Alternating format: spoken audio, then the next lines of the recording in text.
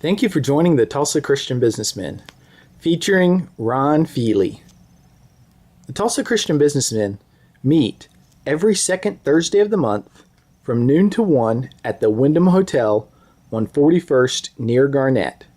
This video is sponsored by the Tulsa Regional Business Alliance. And now, Ron Feeley. Ron Feeley. Now, I sat next to Ron when their brothers were speaking at a breakfast. And by talking to him, I knew he had a real story to tell. And sometimes we get so involved in finding out and talking about how people become successful, and that's good. I make a lot of those speeches myself, you know. But the one thing I like about these Feeley brothers is they give all the credit to God. All the success Cleartone has had, all the success that Ron has had with successful businesses, and he sold a business to a Fortune 500 company, and I won't steal his thunder, but I want all of you to give a real warm welcome to my friend Ron Feeley.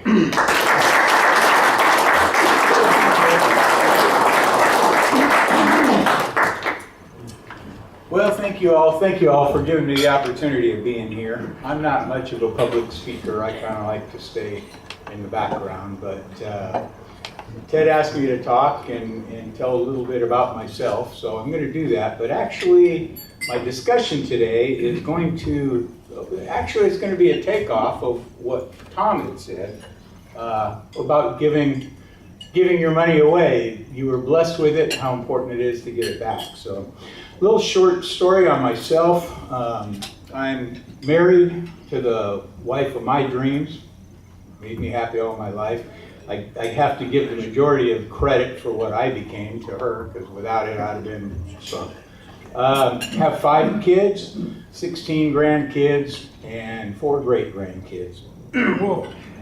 Of all the success that I've been blessed with, that the Lord gave me from a financial and economic standpoint, none of it compares to the family. So I'd give it up in a heartbeat if I had to for my family. So I've been blessed in that way. A little bit about me. I didn't do so good in high school, and I certainly didn't make it to college. So didn't have much of a choice besides to start business, because I didn't have any other way to find a job.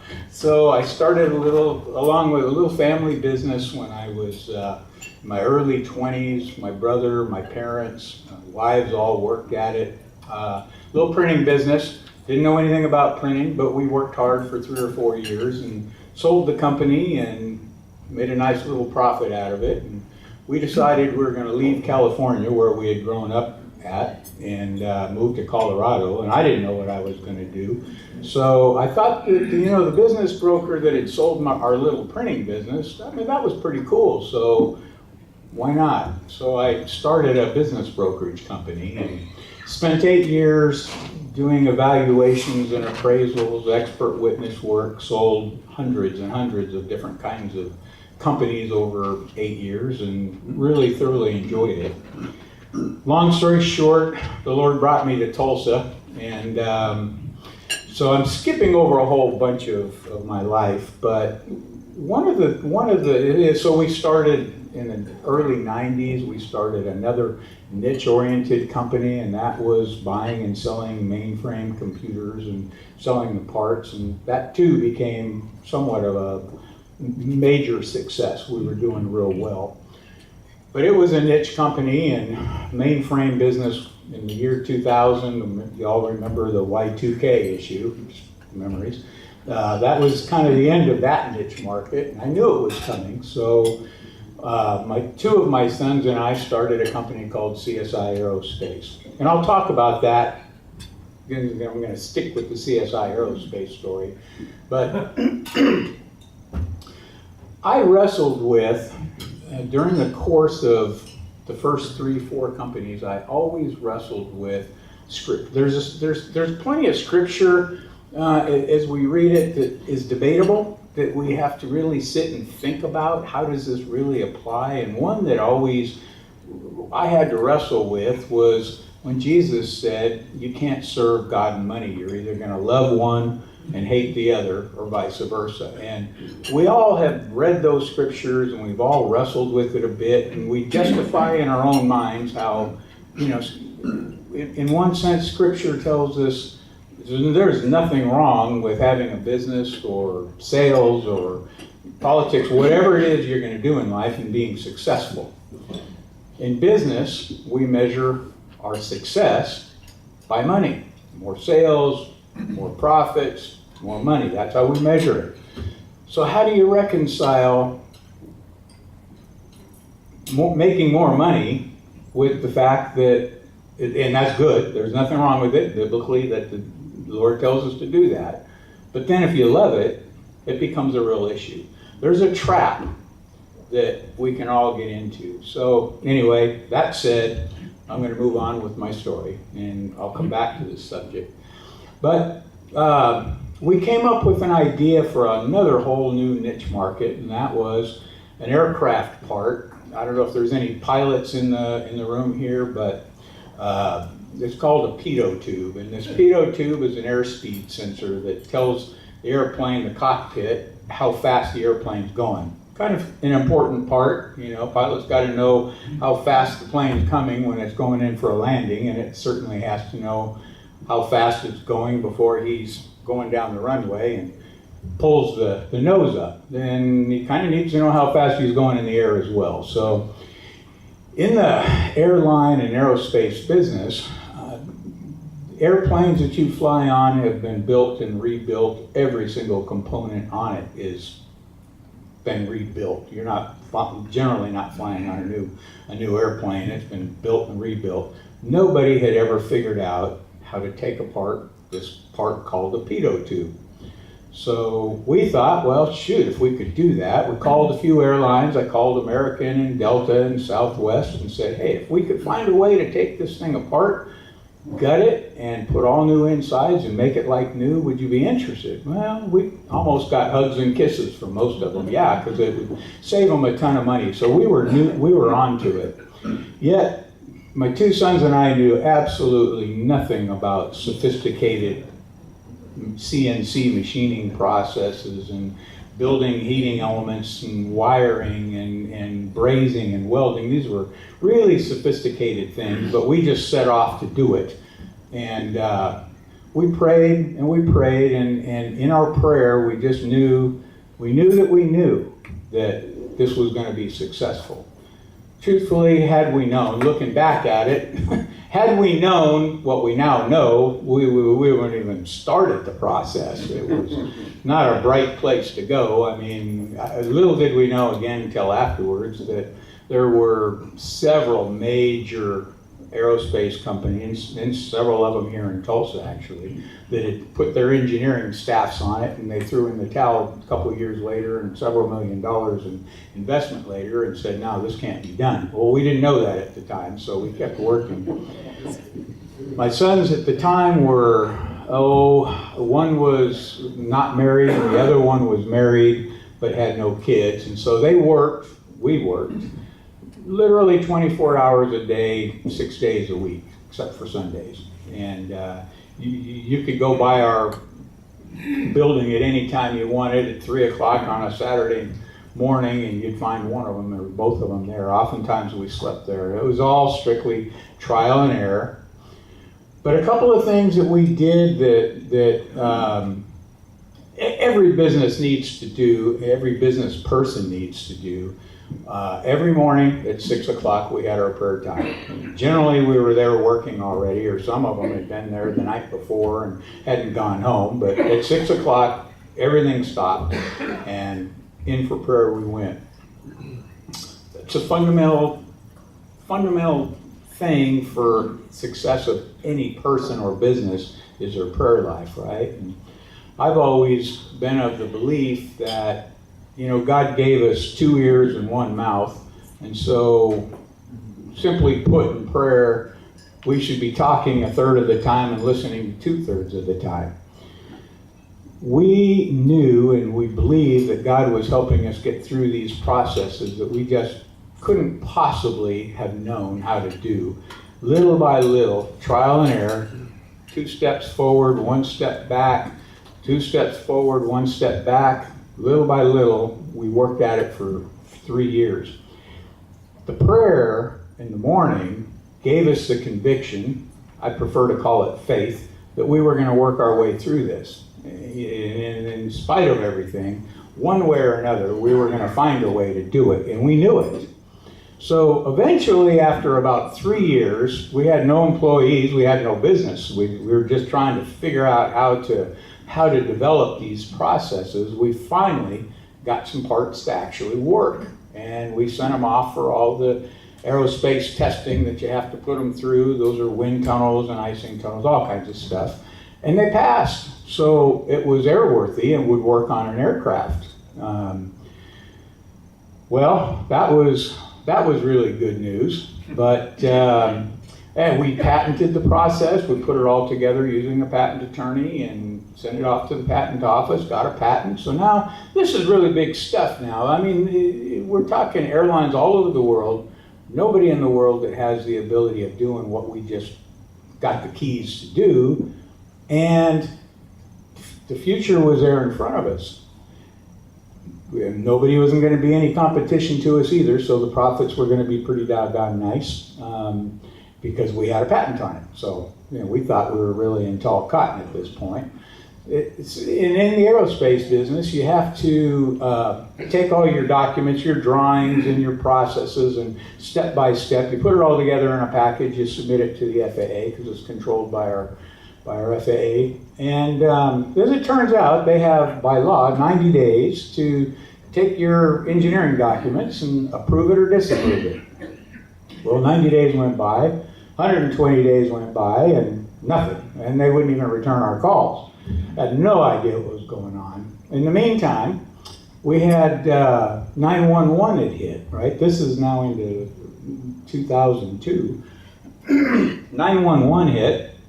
The airlines were going down the tubes quickly. Some of you may remember Northwest Airlines, no longer there. Delta filed bankruptcy, American, they were all filing bankruptcies, which wasn't necessarily a bad thing from our standpoint because they were needing to save money, and that's what we represented. They had parts that when the parts would fail, they could either go buy a new part or they could come to us and we could completely overhaul it for half the price. So it was a good thing. Meanwhile, they were laying people off, and American was laying thousands of people off here back in those days. And here we had an opportunity to be hiring people and got nowhere. I mean, the FAA, what it turned out to be was out of the thousands of engineers that the FAA employed, none of them knew anything about the pitot tubes that we had done. So everybody was scared to death to approve it. So they did nothing. So our checkbook is going down to nothing. We had spent 3 years. Everything we had saved up from our prior business was dwindling down.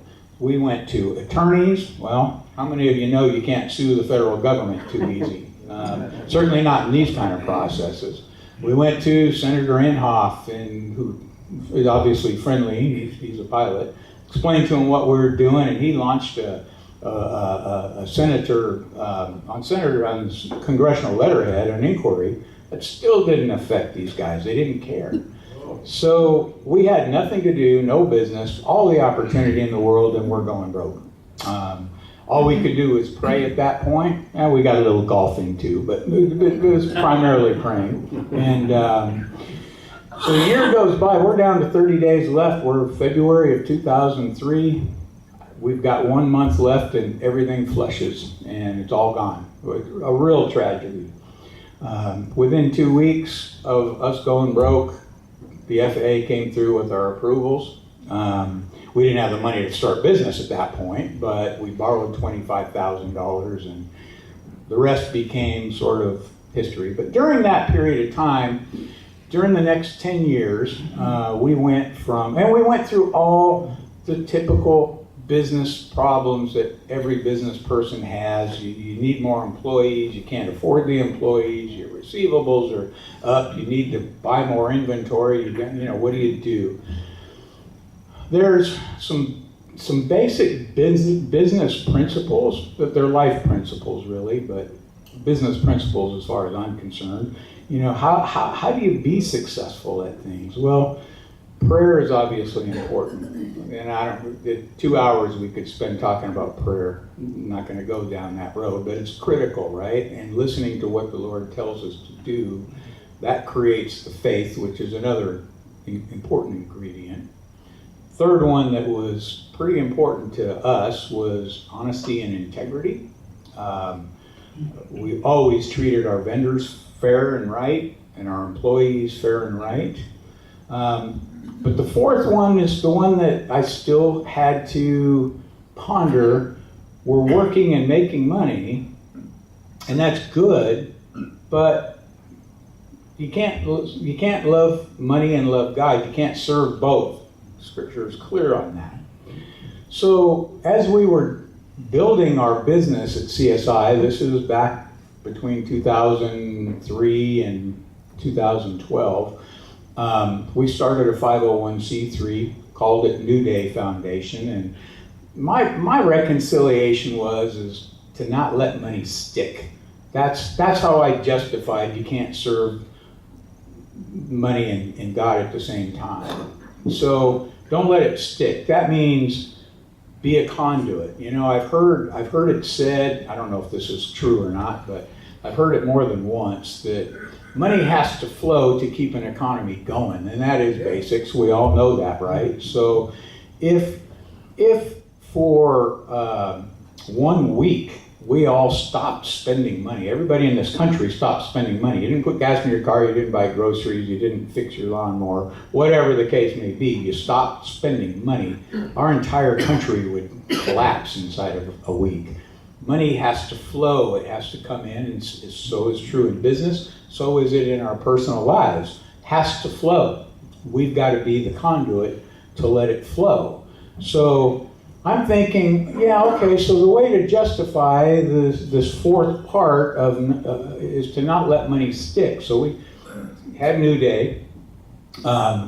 We started building some children's homes, and the scripture also talks about widows and orphans. And so we started giving money to orphanages around the world. I had traveled enough at that point to see the travesty of what happens to kids outside this country. It became kind of important to us to help support those widows and orphans. And so we built some children's homes and orphanages and started taking care of and supporting all over the world, Africa, China, Philippines, several other countries. And all that was good. That was my idea of not letting money stick to me. As we were making it, I was letting it go. So back to the business side, back when we reached 2012, by this time we had built the company up to over 100 employees. We had customers, still do, on every continent of the globe. You can't fly anywhere in the world without probably having our parts that are on those airplanes. It was pretty successful. Well, having my background in having sold businesses before, we thought we'd go out. It was getting pretty big and a little bigger than what we cared to manage, or at least certainly what I wanted to manage. So we went out to see what the market would bear, and long story short, we had several large companies that were very interested in acquiring us. We sold the company in 2012, or I shouldn't say sold it. We sold most of it. The majority of the stock was sold. We still have a portion of it. My youngest son still operates the company for this Fortune 500 conglomerate of aerospace businesses. The other son and myself kind of left. We're still available on a consulting basis. But that's when I got myself into, now I'm financially independent. This is really kind of cool, right? I don't have to work. I don't have to do anything. But it bothered me a little bit. Now I'm going back to, this is not just making a great living. This isn't just making an extra X amount of dollars a year and giving beyond my 10% tithe. Now I've got some serious cash available. What do I do, and how do I keep from falling into a trap? So I want to read some scriptures. I'm going to come back to this subject here. I want to read Luke 16, which was always on my mind, okay? Jesus said, "No one can serve two masters. Either you will hate the one and love the other, or you will be devoted to the one and despise the other. You cannot serve both God and money, period." There's no ands, ifs, or buts about that. It's clear, one sentence. You cannot serve both God and money. So the Pharisees, who he was talking to, who loved money, heard all this and were sneering at Jesus. And he said to them, this is critical, this is how I justify myself, okay? You are the ones who justify yourselves in the eyes of others, but God knows your hearts. What people value highly is detestable in God's sight. To me, what that means is, as I've seen business people, as I have seen successful salespeople, as they have grown in their lives, it's generally not a lottery thing where you just wake up one day and you got a lot of money. We're starting to build. Well, as we build, we've got more cash flow. We can suddenly buy much nicer cars, say goodbye to the old truck. Not living in that older neighborhood now. Now we're living in a much bigger house in a much nicer neighborhood. We're certainly wearing fancier clothes. Some of us are getting into country clubs, and we can eat in the country clubs, and our social life changes. And there's nothing wrong with that. Jesus never said there was anything wrong with having money. What he said is when that gets to you and it becomes something that you love, that's where you can't do. That's what you can't do. As Tom was saying, you have to let that money flow. That's a huge part of your life. That doesn't mean you can't live a good, productive, nice life, but I say to some people that I've met that have been very successful and made money, could you walk away from that country club? You're in a high society now. Could you sell your car? Could you sell your home? Could you get rid of all your fancy clothes? Jesus used, at one point, I think we all remember this story, there was a very wealthy merchant that came up to him. I can't remember where it was, but wealthy merchant that came up to him and said, "Lord, how do I enter the kingdom of heaven? I've done everything." Well, he was Jewish, obviously. I've given to the synagogue. I've honored my parents. I don't cheat on my wife. I'm paraphrasing, obviously. But I've done all the things that I'm supposed to do. How do I enter the kingdom of heaven? And Jesus looked right into his heart. That's the key. He looked into his heart. And he said, "You need to sell everything and follow me." And the guy couldn't do it because the money, his wealth had stuck to him. Big point. So in my case anyway, I'll move on. We had New Day Foundation that we were supporting children's homes and so forth. I was really blessed to pick up, but besides myself and my one of my sons that left the company and came to work with us, we kept working with New Day, but I was really blessed to pick up some more partners. I call them partners. We're all just nothing but workers at New Day. But my brother Jim from Cleartone, some of you know him, he jumped on staff. Bruce Edwards, senior pastor of Victory Christian, ex-senior pastor. One of the brightest men. He's the most unique individual I've ever met. He's got a pastor's heart, but a master's in business. And so we've all gotten together, and we found a mission base down in Mexico. We built a children's home. We provided an education for the kids, helped build a school, helped provide the curriculum for those kids. Lots of things, built dormitories for them, and able to give this money away. So I find, as I look back at the last 5 years that we've been able to do this, it's a whole bunch more fun giving money away than it was to make it. There's a much greater joy in giving it than there ever was making it. Not that I didn't enjoy the success of building the businesses, but it's nothing compared to what you can do for kids, widows and orphans, and others. I mean, whatever a ministry that person does, but being able to give that money away. So the rest of my life is going to be real simple. I will be working at New Day Foundation with my partners. We will be raising money to be that conduit for widows and orphans in missionary bases around the world. And this next business is the fun one. So in closing, I just want to leave a couple of things for everybody.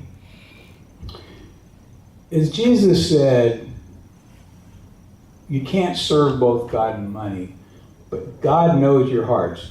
You Pharisees, we're not Pharisees here, but each of us could look at it as if we were. We need to search our hearts. We really need to know, is our success and is that money, is the power? Power brings about money as well. Has that reached our heart? Has it stuck to us? Or can we be the conduit? Because it's a very fine line. You can justify it to ourselves, but God knows our heart inside. And I say to you, all of you, search your hearts always, because you can lie to yourself, you can lie to anybody, you can even not be truthful with yourself, but search your heart. Make sure that you don't fall into that trap of letting money stick to you. Be the conduit. Give more than the 10% that your pastor wants for church. Go beyond that if you have the ability. It's what's in your heart, not what you write a check for. So, in closing, thank you for your time. I appreciate you.